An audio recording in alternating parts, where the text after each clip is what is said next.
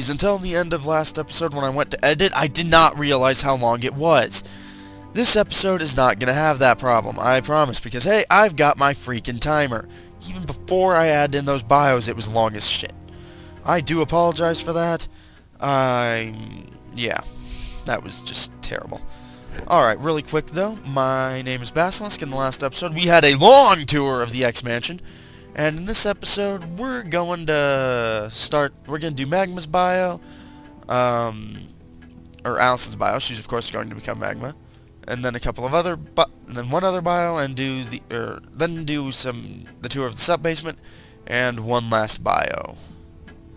Yeah, these two episodes are not going to be the most intense, but these two episodes and the next one aren't going to be the most intense. Maybe the next two, I don't know. I do apologize though. But these are necessary segments.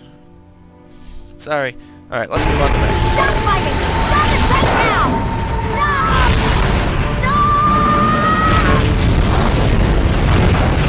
Stop! Okay, so Magma. For fans of the comic books, they will know that the Magma in the comic books is named Amara Aquila, and she is one of the X-Men, I believe. I don't know much about that Magma, so yeah. Plus, it's not actually the Magma in the game, so we're just going to ignore her. Magma in the game is Allison Crestmere. She was created originally for this game, and is intended as a sort of audience surrogate for those who aren't familiar with the X-Men universe. Works fairly well. Unfortunately, due to this game's multiplayer focus, and levels where, in these X-Mansion levels, where she's the only character you can control, it sort of led to her being really unpopular, because that meant there was segments where two to three players just had to sit around for a while. Or 1 to 3 players just had to sit around for a while one player ran around and did all the crap with her. Very lame. But as for the character, I actually don't mind Allison Crestmere that much. I think her voice actor is a little annoying, but that could just be the way she was directed. But I like the character as a whole. Gives people new to the universe a chance to figure out what's going on with this world and learn things through her eyes without having to consult a wiki or anything like that. Plus, gameplay-wise, I actually really like her. She's a really solid tank, as I believe I've told you already. Several times. Yeah, she's a really solid tank, but can also be used as a long-ranged fighter. She's a decent enough character. Her mutant powers are, of course, generating magma, which she can use to cover herself with, like Iceman. It's really kind of cool. I'll have to show that off one episode when I actually get a chance to use her powers and not get screwed. But that won't be for a while, I'm afraid. You can't use her in the field missions for a long time, which is kind of lame. But all in all, she's a good character. In the game, she's voiced by... let me dig out my notes really quick. I actually am recording this way after I finished episode 5. So yeah, I had put away all my notes and then remembered I need to go back and do her. Go back and do her bio. Let's try that again. Yeah, her voice actress in the game is Cree Summer, and her first appearance was in X-Men Legends. Alright, go away. Notes, there we go. Alright, that's all I have to say on her. Let's move on to her skills. Okay, so Magma's abilities, you can see that we've already leveled up. I haven't gotten a chance to spend them yet. You'll see me do that in a second. Well, actually, you'll see me do that next episode now that I think about it. Anyways, for Magma, of course, you've already heard her stats and all that happy stuff. For her abilities, Fiery Blast is this basic 3 arcing fireballs. Lava Fissure, it's actually really not that useful. Lava Fissure detonates under an enemy and hits a radius. I'm not that great at using it, but it's pretty good. Fiery Form is freaking awesome. I seriously love this one. By the way, her focus is her highest stat. Fuck that. She is one of the best tanks in the game. Her Fiery Form does a lot of useful. Volcano I'll get to later on. Burning Rage adds fire damage to melee attacks, always handy. Lava Tracks allows the use of lava skating, which increases your movement. It's another one that's pretty handy. A lot like Burning Range. Magma Might increases lifting strength, while Magma Form, again, kinda handy. But you can't use it to throw Wolverine. I'll get to the fastball special when we start level 2, though. Toughness and Mutant Mastery you already know. Critical Strike is of course is as meh as ever. But yeah, you'll see me put a lot of points into Burning Rage, Magma Might, and Lava Tracks over time, and of course Lava Form and Lava Fissure. Fiery Blast can sit right there for a while. Anyways, that's all I have to say on that, so let's get back to the game. The kid's got potential. Indeed. Well, that was fun, I hope, and yeah, I did wind up moving a couple inches back into the house because I forgot to hit the record button. Anyways, let's talk to Jean Grey really quick because I want to show off a bit of dialogue. If you're done with the tour, go back to Professor Xavier's office. He'll want to take you on a tour of the sub-basement. Why? I don't know, but okay. Thanks. Hello, Alice. Could you take me on the sub-basement tour? Yes, indeed. You see, a majority of this facility is underground so as not to attract the attention of those who mean ill will towards mutant kind. It features state-of-the-art training equipment that helps prepare the X-Men for any challenges they may encounter. That's putting it mildly. The sub-basement tour is a lot shorter. This is the war room. From here, we keep a watchful eye on the world for any signs of trouble. This is also where the X-Men meet to formulate combat strategies. What's that holographic globe? That is the mission control computer.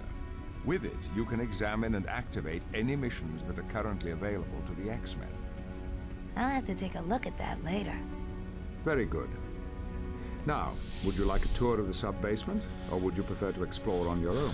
We're gonna hit the tour because... I'd like a sub-basement tour. Feel free to inspect the rooms. I'll follow along and explain as we go. Now see, I actually could ditch Xavier right here and give the tour myself, but part of the reason I don't want to do that is,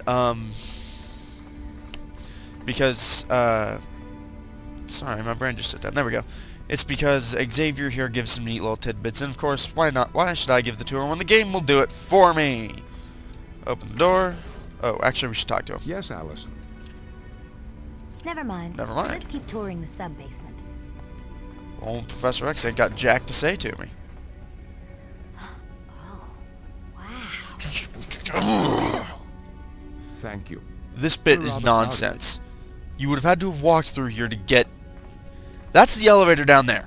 You'd have had to have walked through here to get to this room. Let's pop in here and look at Cerebro. What in the world? This is Cerebro, a machine designed to locate mutants anywhere on the planet. Is this how you found me? Precisely. We were able to pinpoint you when your mutant abilities began to manifest themselves several days ago. This machine must be really powerful. It is indeed. While wearing that headset, a telepath can feel the heartbeat of almost every sentient being on Earth. It could, potentially, overwhelm an untrained mind, though. Whoa. Yes. And in addition, Cerebro keeps detailed files on all known mutants. Yeah, as you can see, this looks pretty much identical to the one from the X-Men movies. I'm not sure if the X-Men movies were based off the comic books or if this was just based off the X-Men movie design. I'm not sure. Professor Xavier gave that to her from outside the door. You can never open this door. I'm not even sure why they have it, but there you go. Let's pop in here. From within here, I control battle situations that take place in the training room you can see through those windows. The training room has earned the dubious title of the Danger Room. But the danger room looks completely empty. With the aid of advanced holography, any adversary or environment can be created out of nothingness. The Danger Room can simulate battle situations from the surface of the moon to 1,000 feet below sea level. Holographs? So nothing in there is real?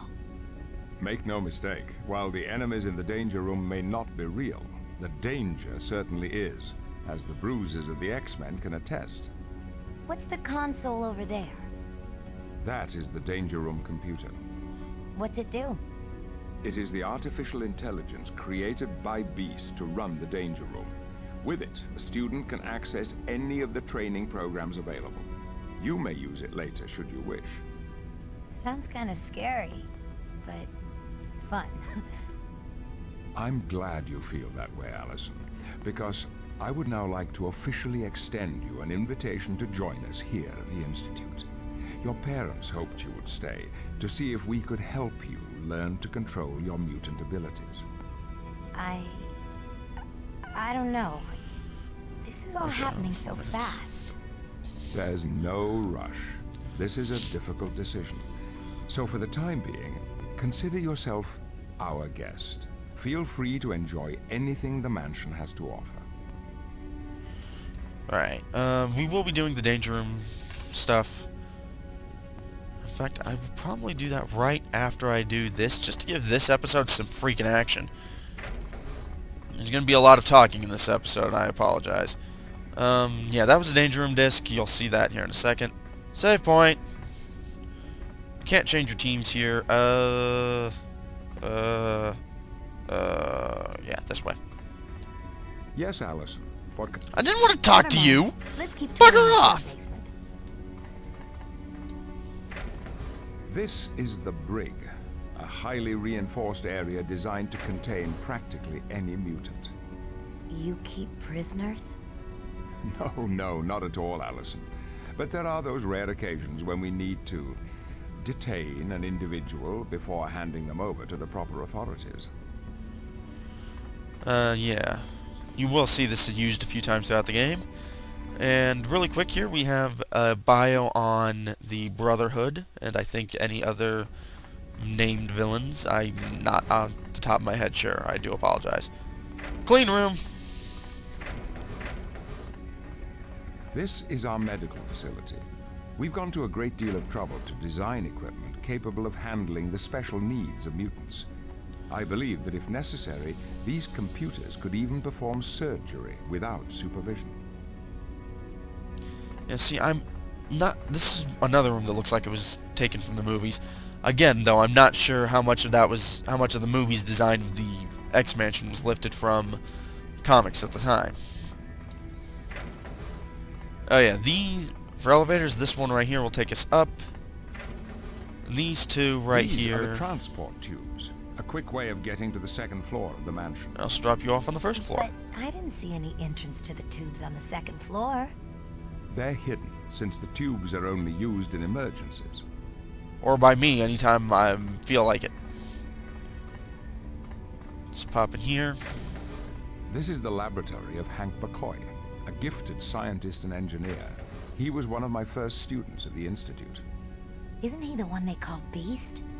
Yes, but that code name is a gross misrepresentation of the man. His mind is every bit as strong and agile as his body. It's his technical expertise that keeps the equipment down here running so smoothly. Yeah, nothing in here we can do. Looks cool, though.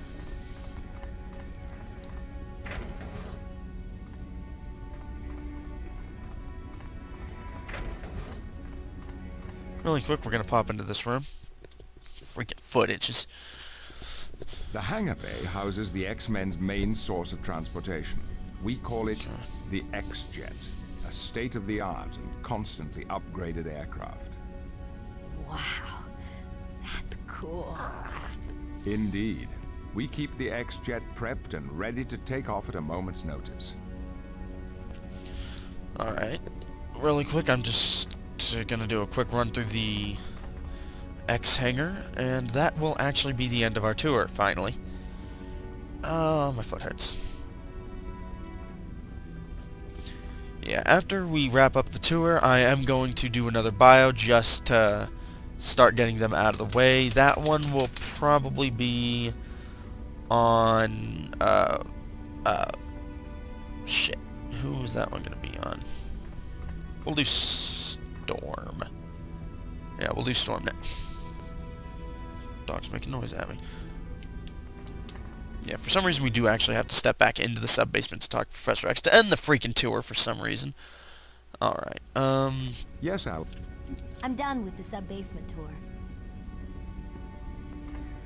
there we go.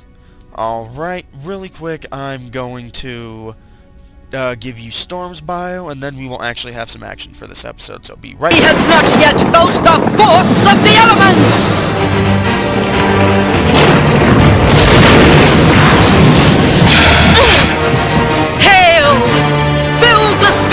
with rocks of ice! Alright, so Storm, whose actual name is Aurora Monroe, is immune with the ability to control the freaking weather. I shit you not. She can create... I did not... swearing, I need to stop. She can create tornadoes out of midair, summon lightning strikes, summon hail, mist, ice even. She is one of the most powerful mutants in the world. Now, she was born... She's the descendant of an ancient line of African priestesses. I couldn't tell you what tribe. All of whom have the white hair, blue eyes thing she's known for. Most of them use magic. She's actually a mutant. Now, at some point, she did wind up in Africa. She was actually... I think she was actually born in, like, Manhattan, come to think of it. But, they would eventually move to Africa, I think Egypt, where she would wander, after which she would wander around. She spent some time as a thief, and eventually wound up being worshipped as the goddess of some tribe in, like, the Congo or something like that. I'm not sure, don't quote me on that, come to think of it. But that gave her a certain style that's kind of noticeable in most adaptions, except, like, the movies and the games. Somewhat the games. She is one of the most verbose mutants I know of. She likes to make speeches. Really kind of awesome ones. Now, eventually, a long time ago, she would join with the X-Men, and is now one of their biggest leaders. If Cyclops can't run the team, isn't available to run the team, Storm is. Yeah. She's had a lot of people like to pair up with Wolverine, but eventually she married Black Panther, whose real name is T'Challa. I, again, couldn't tell you much about that. I'm not that far ahead in the comics. Now, of course, she is one of the most popular, if not the most popular, female X-Men and one of Marvel's leading female heroes. Or female characters, period, in fact. Like I said, she is incredibly powerful. And in the games, that actually translates pretty well. She's one of the better mutants. She, of course, comes with leadership if you like to use that ability. And she can fly, much like Jean Grey can. She can also put out fires, which is something that's handy early on. But you can't do that till level 5. The only problem I really have is that her powers in the game don't actually look particularly impressive, which kinda... they could look a lot cooler than they are. They're very simple in visual effect. But she is really useful. You'll see me use her on and off. Yeah. I'll get more into her abilities when I get into her skills, though. Really quick, let's just wrap this bio up. She was first appeared in Giant Size X-Men #1.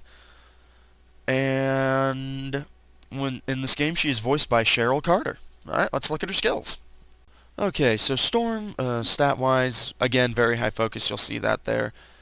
She's leveled up a bit, so since I was able to look into, before I could get into the chance to look at these skills. Her skills are Lightning Strike, which, of course, drops lightning. It's fairly useful. Whirlwind, which tosses about enemies and objects in its range. Fairly handy. Storm Shield, which Protective Vortex, not something I use very often. Not going to get into Cyclone Fury right now. Lightning Fury adds lightning damage to her melee attacks, very handy. Toughness and Mutant Mastery are as about as useful as ever. Flight is, of course, very handy. Another one you'll see me put a fair amount of points into. I cannot talk. Critical Strike and as meh as ever for me. Leadership is again decent, but not one I use very often. That's all there is on her skills, so let's move on back into the game.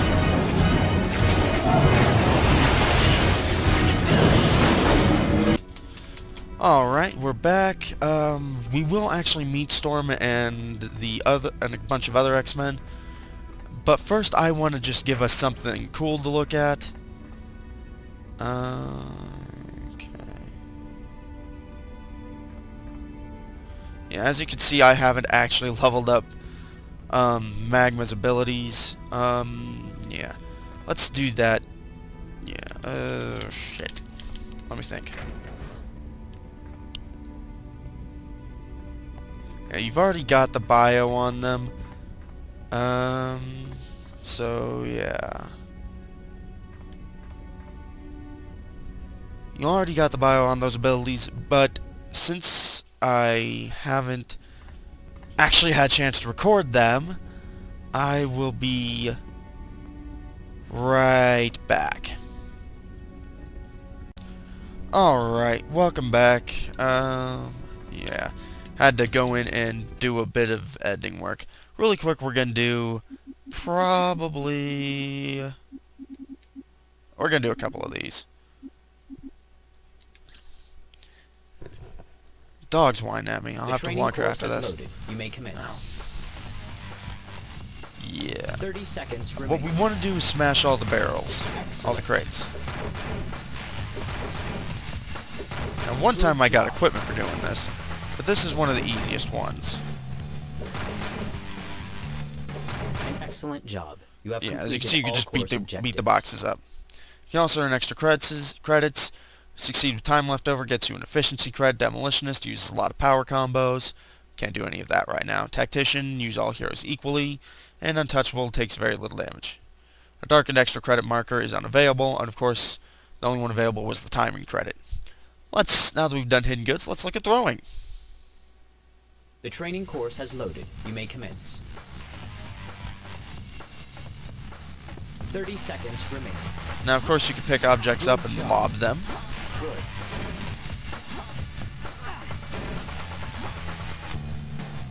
Now, I do recommend you leave one of these danger room sessions undone for... Congratulations. You have successfully completed the undone, course. so that if you start running low on health or mana potions, you can go and grind for them. Because trust me, that's going to be important. I still haven't leveled her up. What am I doing? Oh my The god. course is now active. Good luck. Let's level up Magma really quick. For points, we can't use any of her really good skills, so I'm just going to put it into lava tracks, which I will actually show off. And we're going to put a point into her striking, because this is a lie. She uses focus a lot more, but she's actually a tank type character, in my experience. So let's accept that. Generating. That's lava tracks right there. Nicely done. I guess you lose, huh? Generating a point.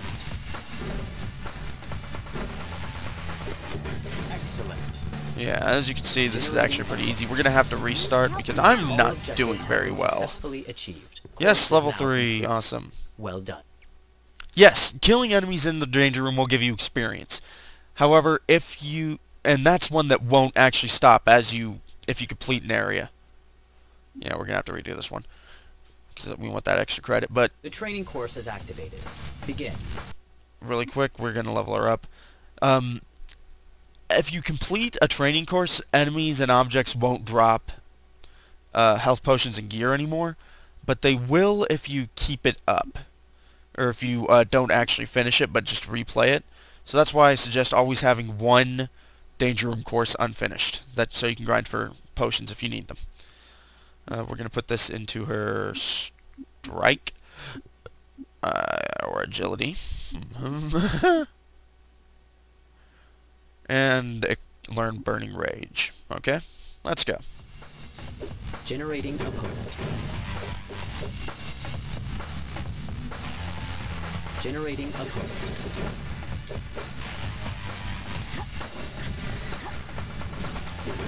All objectives have been successfully achieved. Course is now complete. Well done. Still no? Really? Come on, game. The training course You really is have to activated. get this one with no damage. Generating opponent. Superb. Generating opponent.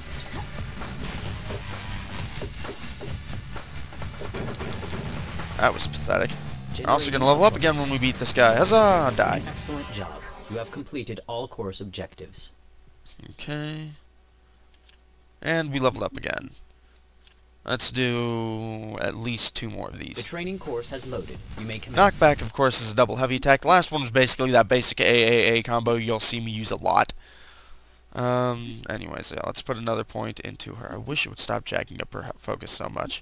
Let's put another point into her strike. And let's actually equip some of these things. Weakness Analyzer. Strike enhancer. That'll do.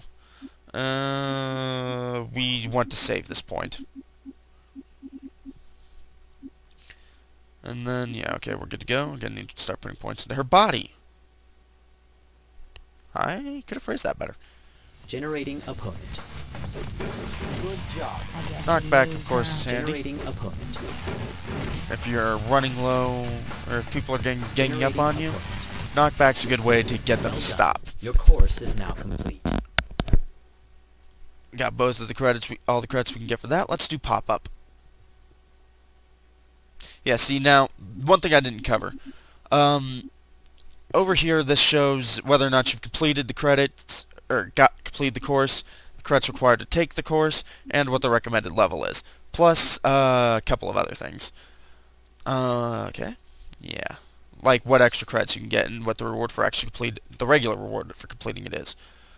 Now, we have 12 credits, which which if I recall correctly, is pretty much all we need to do all the freshman courses.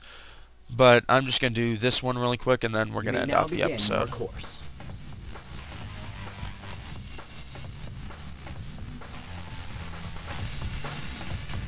Pop-up knocks an enemy into the air,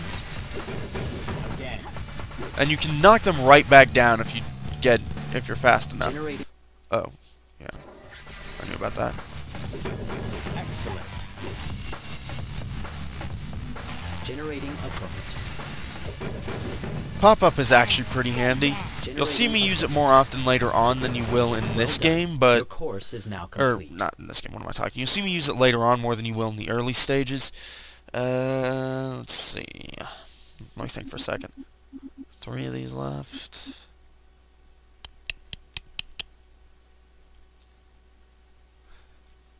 Oh no, I'm done. 1, 2, 3, 4, 5. I've got 5 left. Okay, yeah, we're actually gonna end this off here.